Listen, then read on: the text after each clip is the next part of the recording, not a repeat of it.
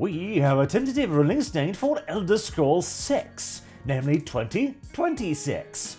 And whilst of course I do look forward to the years of unfounded optimism and blue-eyed naive hope ahead of me, I must also point out that this announcement doesn't come from Bethesda or even their new overlords Microsoft in any sort of official games announcement, but rather it's revealed due to the ongoing corporate drama around the companies. God damn it. The current year. God, I miss the good old days, I really do, when gamers as a class was a group of half-acknowledged troglodyte creatures living deep underground in basements scattered across the planet.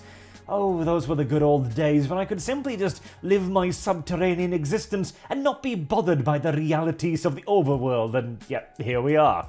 As the reason why we are now told that Elder Scrolls 6 is going to come out in 2026 or beyond, mind you, which it'll probably be beyond to be fair, is of course because the FTC is still not particularly happy with Microsoft buying Bethesda, as it will move over a lot of Bethesda's hit titles away from the PlayStation and over onto Xbox and PC exclusively. But that is of course a pure conspiracy theory, said Microsoft. It's not doing this to simply, strangle the life out of a competitor. Of course not. That would be, well, illegal. We just so happen to be moving more and more of our titles over onto Xbox and PC exclusively. Pure coinky-dinky winky, of course. Obviously, anyone with two brain cells to rub together knew that this would be the case, and that Microsoft and Bethesda would then simply play the word game forever and ever, saying, oh, yeah, but no decision has actually been made. We might still release it in PlayStation. Yes, you're just gonna have to wait half a decade or so to see. By which time any court proceedings will be done and dusted, obviously. Now, as for actually Elder Scrolls 6, more importantly, because who even cares about the corporate nonsense, the FTC has proven itself again and again and again and again to be a limp-wristed, infantile, pathetic organization, more flaccid than even your average government institution, utterly and completely incapable of enforcing the regulation that it has been supposedly empowered to carry out.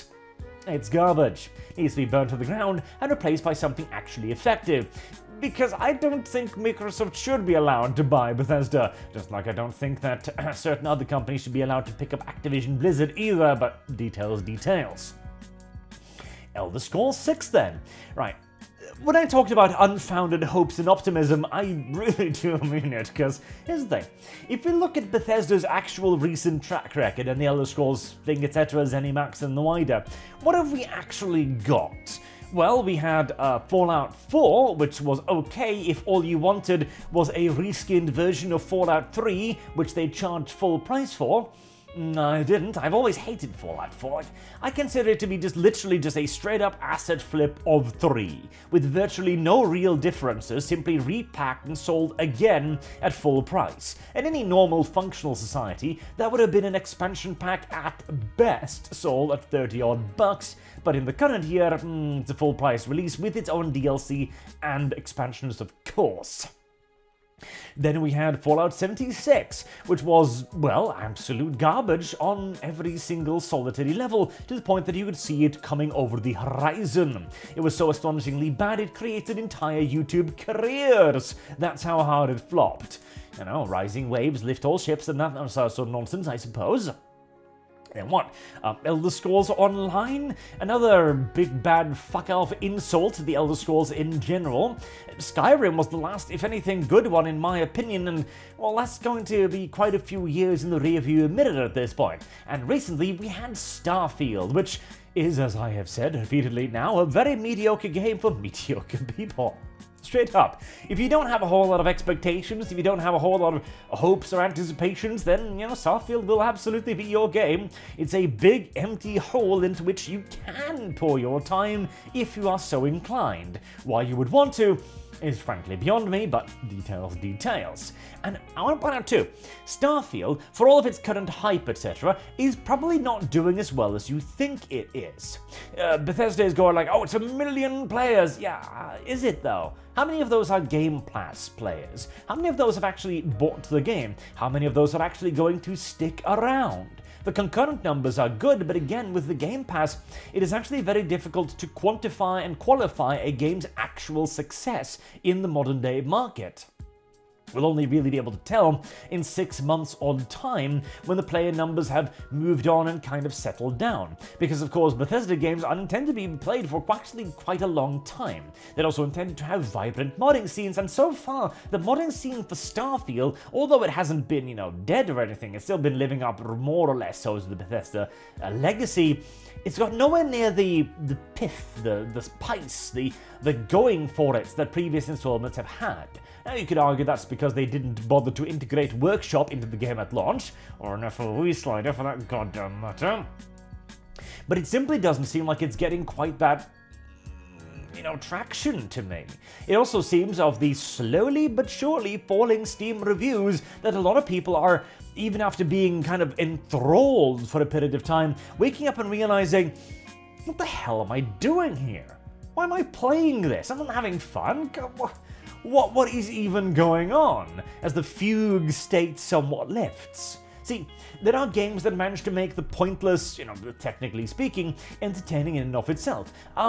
Take Factorio, for example. There's no particular reason why you need to spend absolute ridiculous hours upon hours and hours building an ever larger factory to produce ever more garbage so that you can finally leave the planet, but you do it because it's fun, because it's satisfying, because it's entertaining and engaging.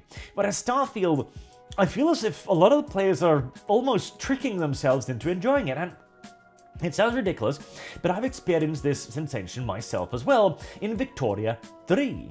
Upon launch, I was streaming the game, and to begin with, although the military system was immediately recognizably ass on every conceivable level, to the point where, the feudal armies of Japan were getting their asses kicked by the tribal levies of some backwater island somewhere, I thought, for quite a while, the rest of the game appeared to be pretty okay. It's like, okay, I can do this, and I can click that, and I can do this, like, wow, there's a lot of stuff here. There's a lot of stuff. And it kind of reminded me, like, oh, hold on. This is kind of like Imperator Rome, isn't it? Where I looked at all of the buttons, I looked at all of the tabs, I looked at all of the tables, and I'm like, wow, this is great. This is a really complex video game. And then, as you played a bit more, you started going, hold on, what does it do if I press that button? And then you analyzed it, and you realize, nothing. It doesn't do anything. The Victoria 3's entire promise was that of a simulation, and Victoria 3 offers virtually nothing in the way of a simulation. It has no market, it has no economic simulation, it has no national population simulation. It is simply a series of bars that you can move by interacting with single plus and minuses buttons. That is all. It has the veneer of a video game. You can even trick yourself into thinking that there is a video game there for the longest time, until you really sit down and think, yeah, but what is this actually doing?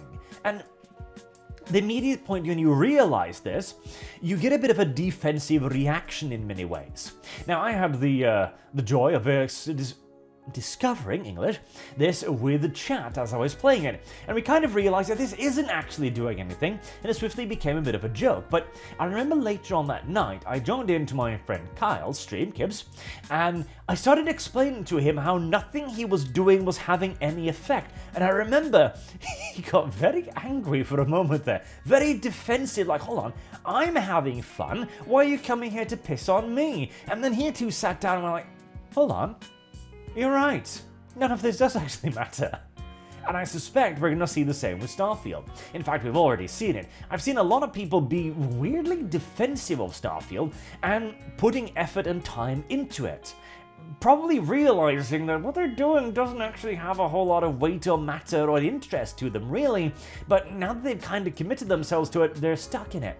This was even the point with Cyberpunk 2066 or 2077 or whatever the hell it was, where before release a lot of people were very, very defensive of the game. I myself was a little bit defensive as well, going like, okay, you're attacking the game for ideological means now. I don't think you should do that. You should wait until the game comes out. Even then I was always like, we gotta wait and see though whether or not it's actually good, and when it comes out, I still maintain that it's a pretty decent video game. It just simply wasn't the earth-shattering revelation that a lot of people had expected. And to be fair, which Cyberpunk had sold itself as over the course of its decade-long development cycle.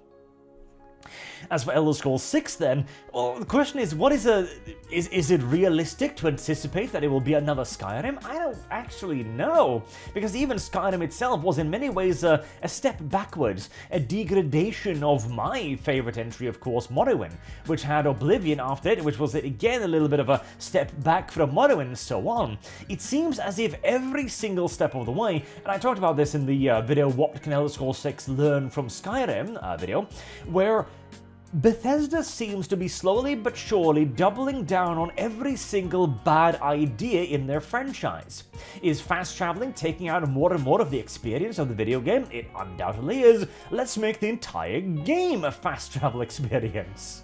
Is pointless, undeveloped quests with no real connection to the world around you reducing your level of involvement in the game? Yes, well, let's turn the entire game into that, where you have nothing but separate systems, literally galactic distances away from one another. I don't know, interstellar distances more correctly, I suppose.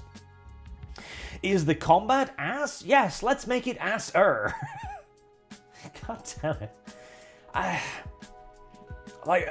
I still have this ridiculous notion in my head that Elder Scrolls 6 will somehow be able to reverse this cart somehow. And maybe it will if Starfield becomes a little bit of a flop slowly but surely, or if its scores sink low enough that maybe the developers will notice, but like, the fantasy world of Elder Scrolls, I think, will make up for a lot of the automatic shortcomings of Starfield in that it simply didn't have much of an existence. It's simply NASA punk in space, which is a cool aesthetic, but if you don't add anything beyond that to it, well, it isn't really anything. It isn't a world, it's just a series of dead plastic set pieces, just like the space pirate bandits in that randomly generated outpost over there 5 feet away from a major sector capital. And yet for some reason the police haven't taken any umbrage at the space pirates that set up a base there.